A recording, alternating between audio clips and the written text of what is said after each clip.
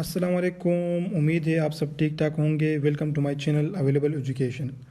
आज हम सॉल्व करेंगे human anatomy first paper 2016 first semester का।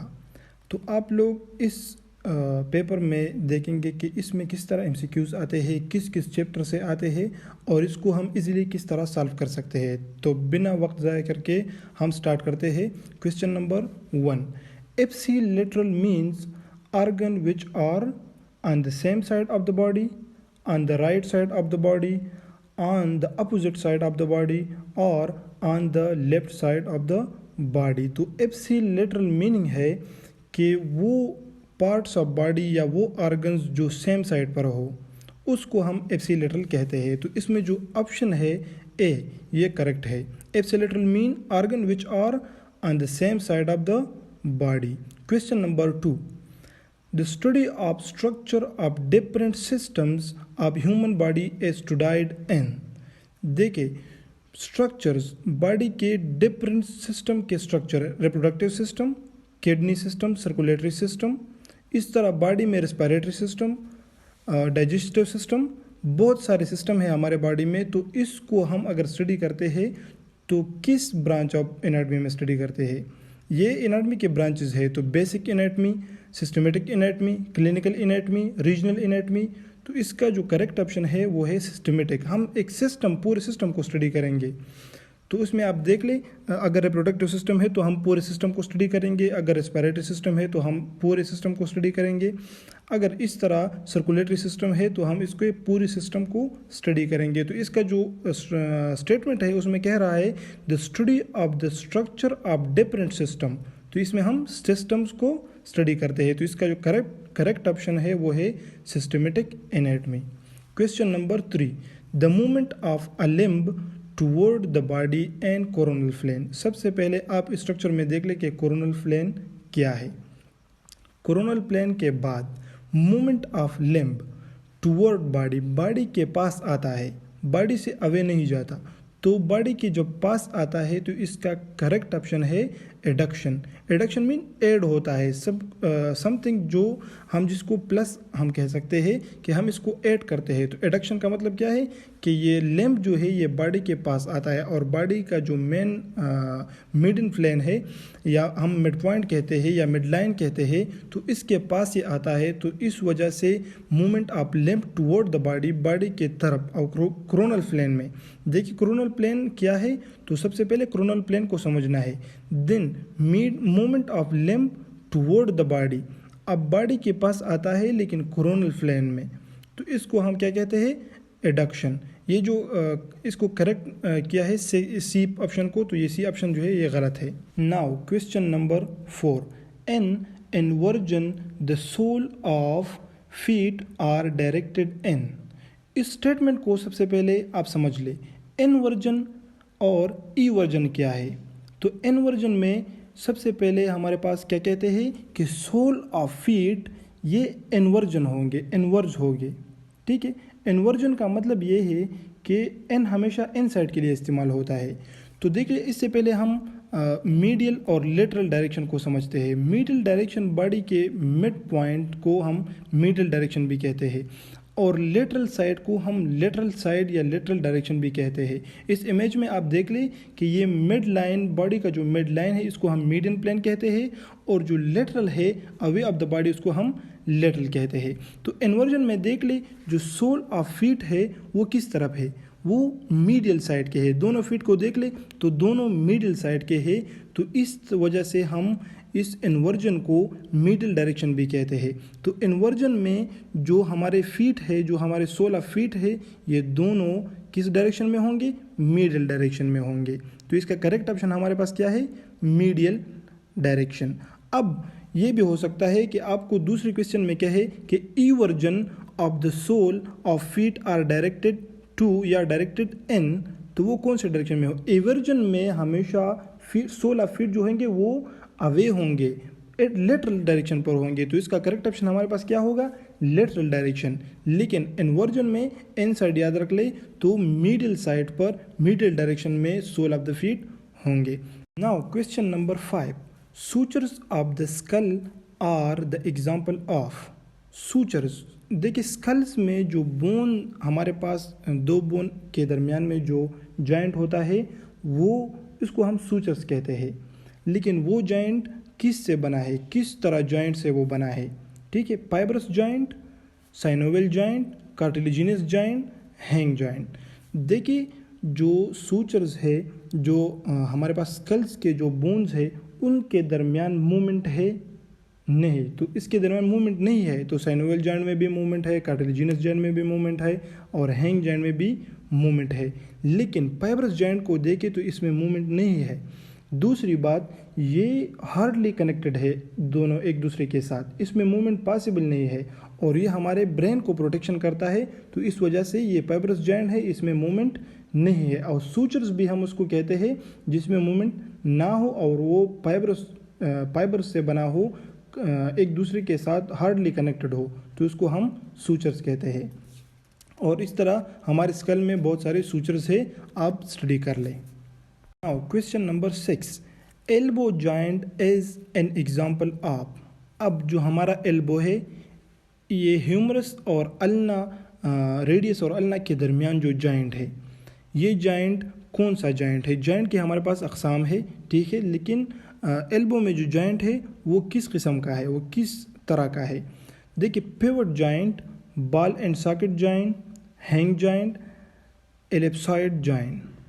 हैंग जॉइंट को देख ले, ये ह्यूमरस और अल्ना और रेडियस के दरमियान जो जॉइंट है वो हैंग जॉइंट की तरह है, तो इसका जो करेक्ट ऑप्शन है हमारे पास वो कौन सा है, हैंग जॉइंट, ऑप्शन सी।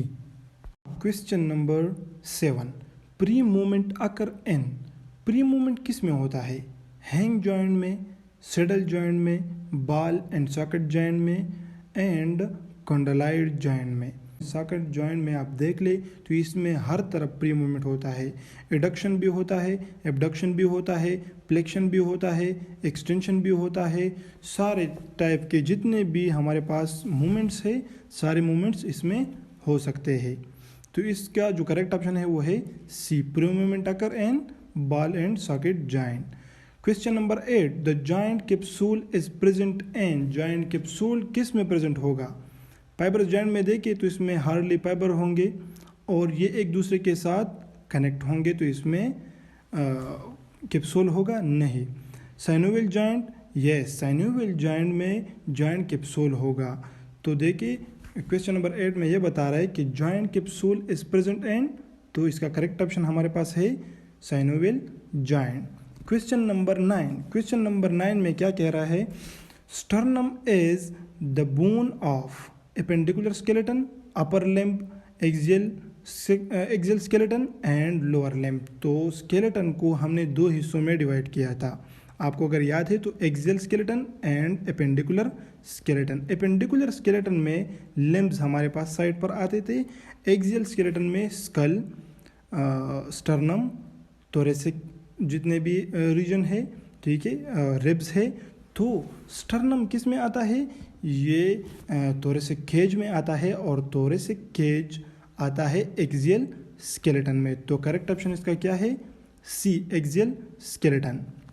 आप इसके साथ साथ ये इमेजेस भी देख लीजिए, इमेजेस से भी आपको आसानी से समझ आएगा।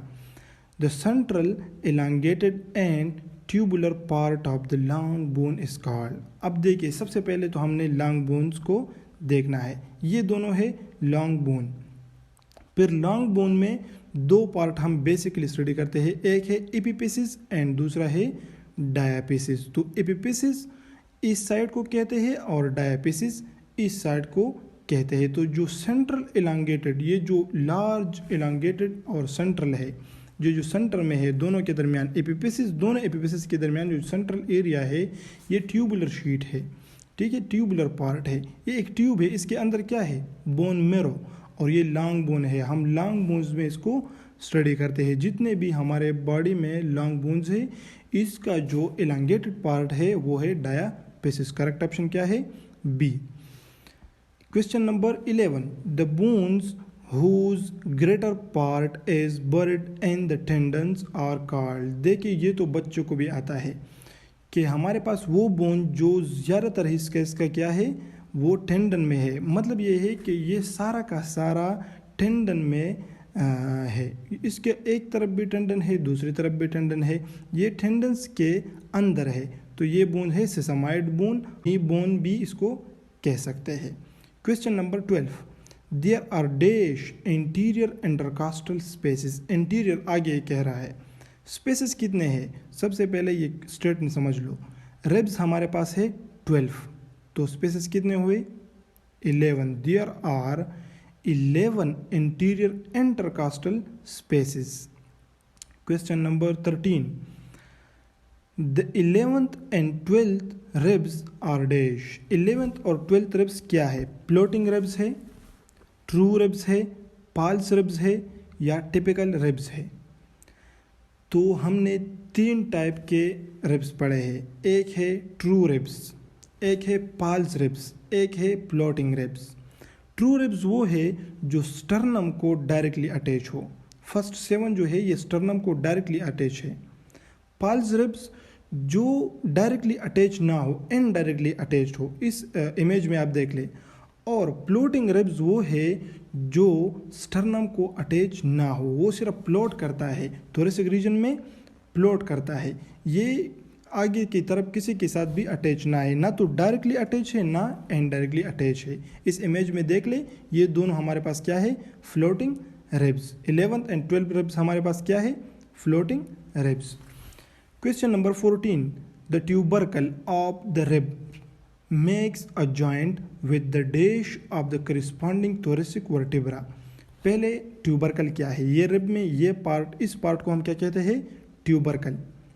अब ये ट्यूबरकल करस्पॉन्डिंग वर्टिब्रा से किस तरह जॉइंट बनाता है? ये लेटरल साइड पर बनाता है, बॉडी के साथ बनाता है या किसी और पार्ट के साथ बनाता है? तो ये जो जॉइंट बनता है ये body of the thoracic vertebra, thoracic जो वर्टिब्रेज है बैक साइड पर देख ले तो ये थोरेसिक वर्टिब्रा है, ठीक है। इस थोरेसिक वर्टिब्रास के साथ ये ट्यूबरकल क्या करता है? जॉइंट बनाता है। Question number 15, the number of lumbar vertebra are. देखिए सबसे पहले वर्टिब्रास हमारे पास कितने हैं? फिर सेक्रल वर्टिब्रेज, फिर थोरेसिक, देन लंबर, सबसे पहले जो है सर्वाइकल है, then thoracic, then lumbar, then sacral, then coccygeal. तो जो लंबर वर्टिब्रास है ये क्वेश्चन नंबर ऑप्शन नंबर 5, ये लंबर वर्टिब्रास हमारे पास कितने हैं? 5n नंबर है। ये अब तक हमने 15 क्वेश्चन सॉल्व किए। इससे आपको क्या समझ आया? मैं आपको एक बात बता दूं, देखिए जो केएमयू वाले हैं ना वो हर टॉपिक से एक क्वेश्चन ज़रूर उठाता है। तो इसमें आप देखिए जॉइंट से भी क्वेश्चन आया है, ब्रांचेस से भी क्वेश्चन आया है, सिस्टमेटिक एनाटॉमी से देख ले। इस तरह फ्लेक्शन, एडक्शन, एबडक्शन, ये इन सब से ये क्वेश्चन आता है। Medial plane, coronal plane, joint से भी क्वेश्चन आता है, ठीक है।